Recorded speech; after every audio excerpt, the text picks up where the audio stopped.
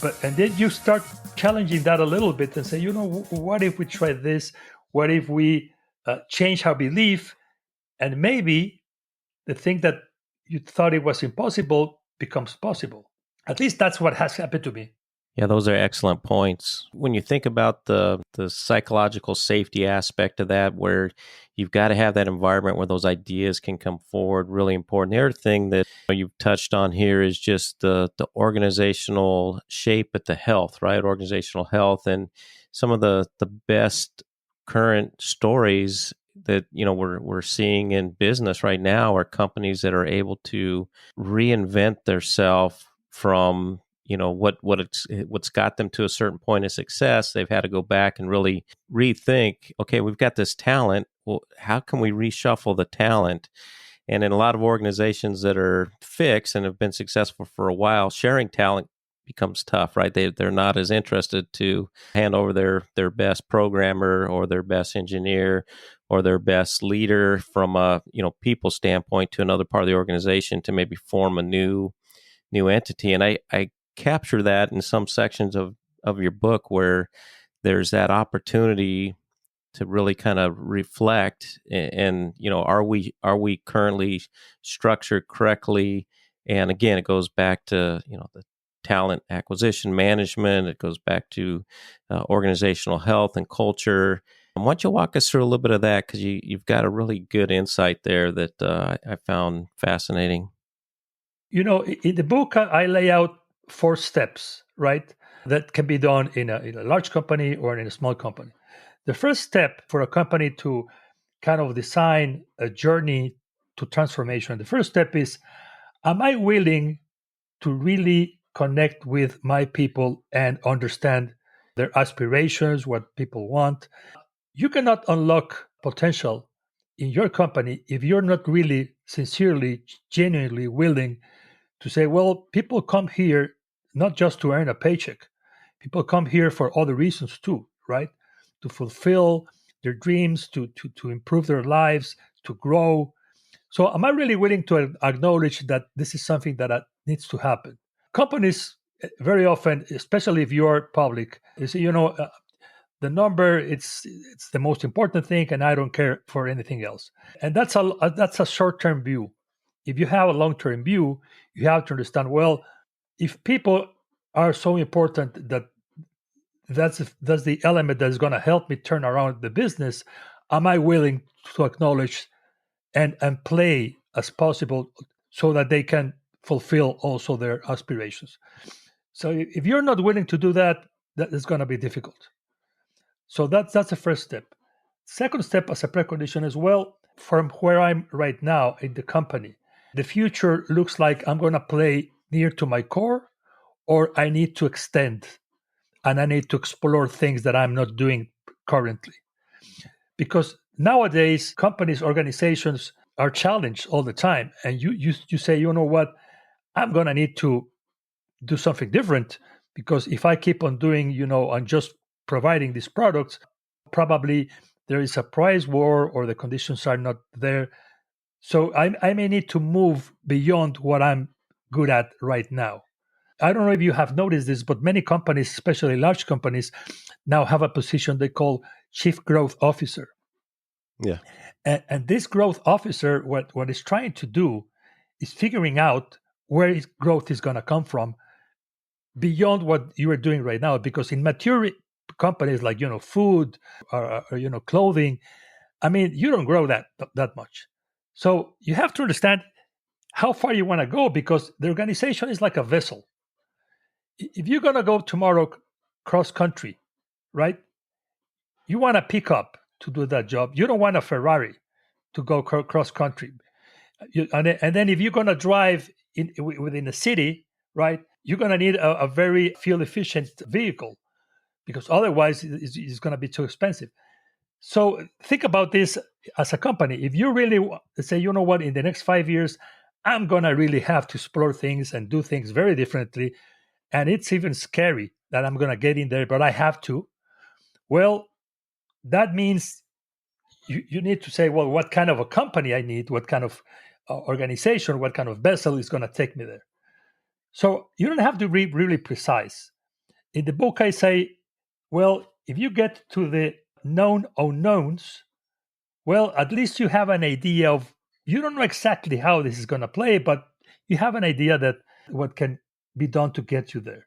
Problem is when you go even beyond and try to get into a place where it's difficult to go. Anyway, so first of all, do you acknowledge that you want to connect with your people? Second, how far am I willing to go?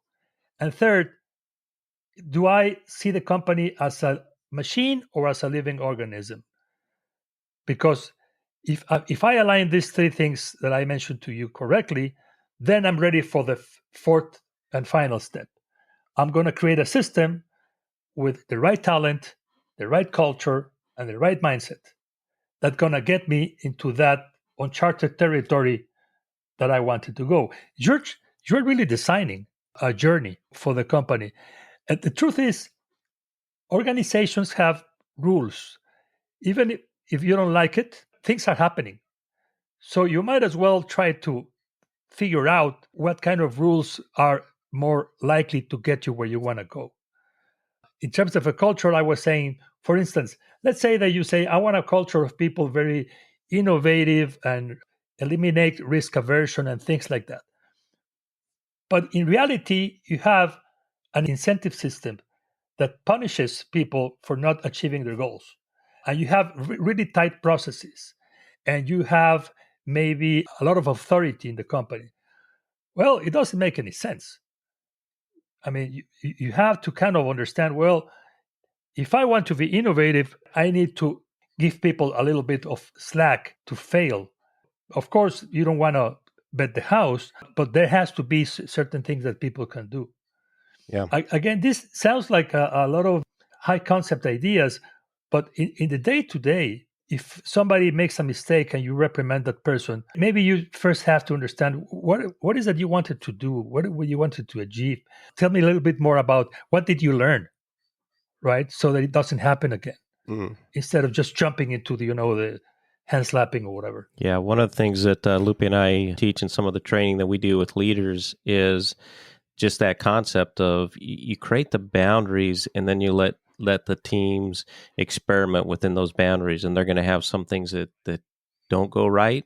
They learn from. They're going to have some things that do go right, that the whole organization starts to benefit from. And really, when you can set that up, and that's kind of the living organism model that you talk about, good things are going to happen. Innovation is going to come quicker. The whole empowerment of the employee workforce, where ideas are heard, and the trust. Right, you build that trust because people don't get in trouble for trying things, and we share the knowledge when we learn from them.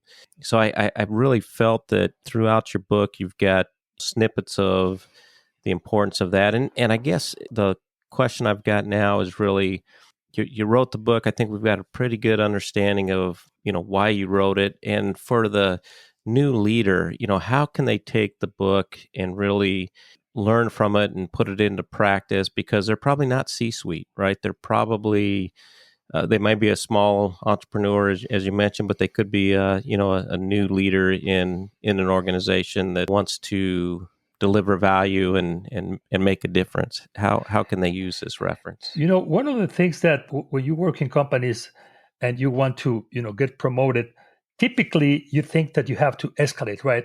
You're just, doing this and going up and up and up.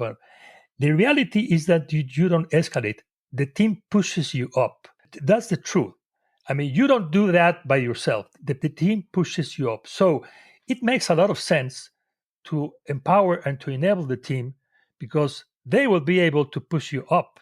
And results are going to get known and seen. And more than likely, a boss is going to say, wow, I mean, this guy can really lead. Let's see if we can, increase the area of responsibility. So that idea of, it's not a hero job, but more of how can I nurture my team so they can push me up. That's a first mental model that you have to have. Second is something that I learned from Steve Jobs. Steve Jobs was famous because he said he doesn't want to be right. He wanted to get it right. Yeah, great quote. And it's very different, because being right means wow, I'm the guy. I know all the answers, right? But when you say, I just wanted to get it right, that means that you're willing to hear everybody so that, you know what, this is a better idea than the one I thought. And if we use it, more than likely we're going to succeed. And that's going to push me up eventually, right? So, this idea of being right or getting it right is something that people really need to understand when you enable a team to work. Another thing that I would strongly suggest is that this idea of vulnerability, I'm an old timer, and it really was difficult for me at first, to open up because I thought I was paid to be the guy with the answers. I thought I was paid to be the guy who knows more than everybody in the room. Up until the time that I learned that that doesn't really get helps you achieve a lot. So what if you change that and say, you know what, I'm not the guy here who has to have the answers, but I'm the guy who needs to empower these teams to produce the answers that we all need. So you change, and then you are open. You're not, we were talking about the ego. You have to have certain ego, but not really larger than necessary ego. And also, I really think that it is important to create trust in teams. You must be willing to get to know your people. There is also this idea that, you know what, bosses don't really mix a lot with their employees. Bosses need to, draw a line. And to a certain extent, that may be true. But to really create trust, you have to open up channels of communication. And sometimes that means I have to get close to my team and understand where they're coming from. Yeah. So again, opening up that space to get to know your people, I think is really important. Yeah, we couldn't have said it any better. An old mentor of mine told me that very similar around being a good leader in the professional world is really around the difference between the type of parent that wants to be a good parent or your best friend, right? Maybe not the best friend, but the parent and some of the desires you want as a parent. I think Simon Sinek said that those are some of the things that as parents we want to have the team that we're part of have more opportunities than we have. Sometimes we have to coach them. Sometimes we have to hold them accountable, and whatever that may look like. But in the end, it's with that same sort of affection that a parent has for their kids. Believe me, I know that this sounds like a touchy-feely, but you have to create that environment, and at the same time, you can be tough. I mean, this tough love idea, right? I mean, you have your ideals, you have your goals, and you are committed to do that. You can be tough, and at the same time, you can create a space where people, feel appreciated and valued. I really think that negative reinforcement works in crisis, but when you are just punishing, people resent that in the long run. So you have to find a balance. Sometimes, yes, you have to, call something to the attention of a person, but at the same time, I believe that we humans thrive when we receive positive reinforcement and not negative reinforcement. Absolutely. Yeah, and I think leader as a coach, as you pointed out just a minute ago, is really part of that. No matter what level in the organization that you're leading teams, it really needs to be that self-reflection, inward looking, not just upward looking, right?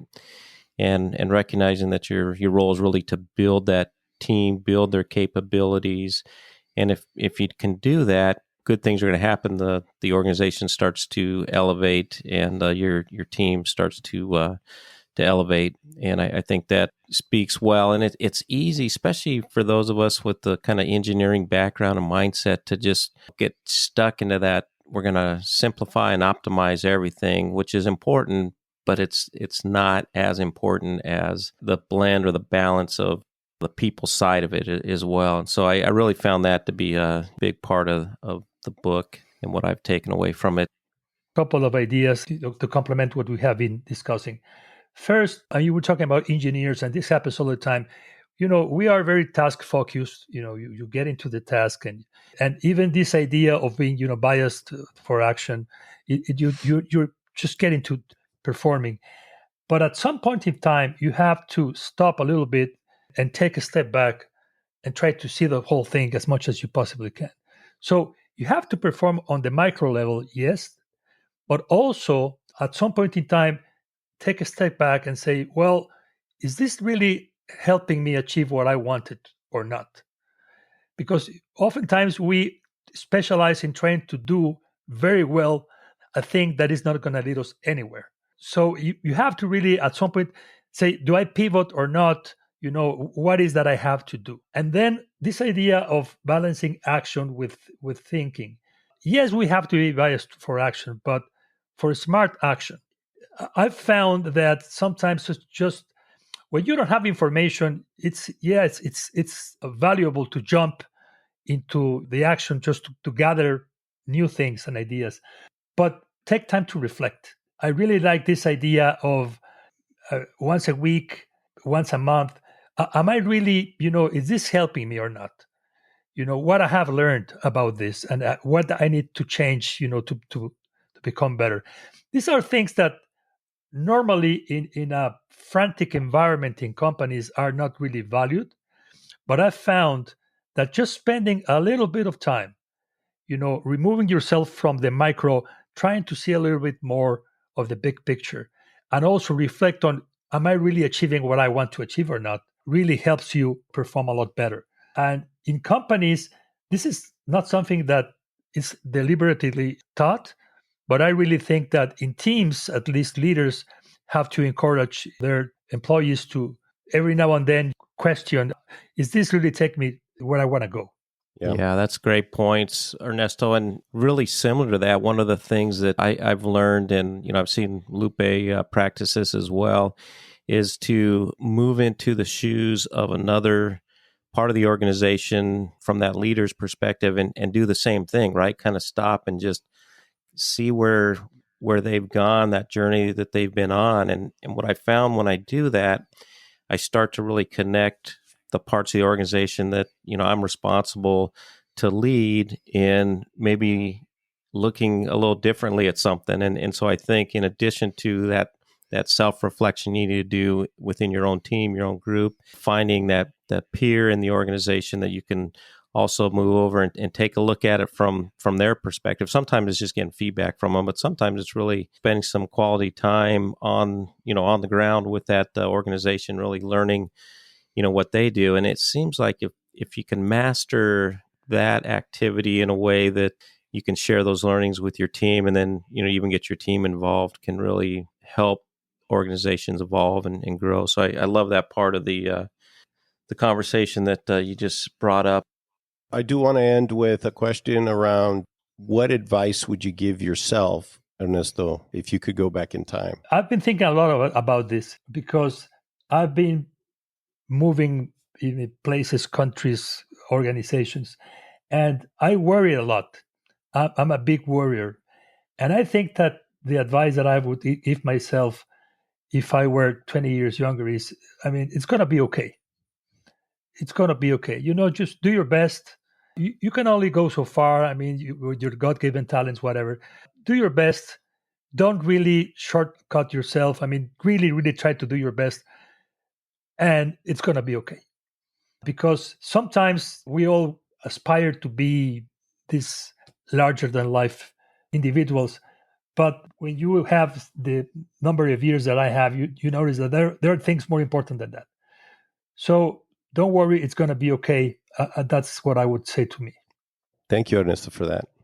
Steve? Yeah, thank you, Lupe. And Ernesto, just to kind of wind down with my last question, what's next for Ernesto? Because, this is a great book. Is there another book? What are you doing with your consulting practice? I know our listeners will be interested to understand that a little bit more. Well, what I'm doing right now is based on what I've been doing for the last 40 years.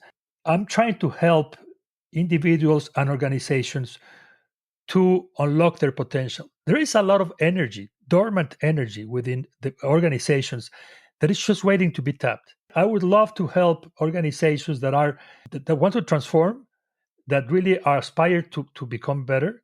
But also, I would love to help individuals that feel stuck, and that, you say, I'm stagnant, I'm not getting anywhere, what should I do? My consulting job right now is or I'm developing programs to do this.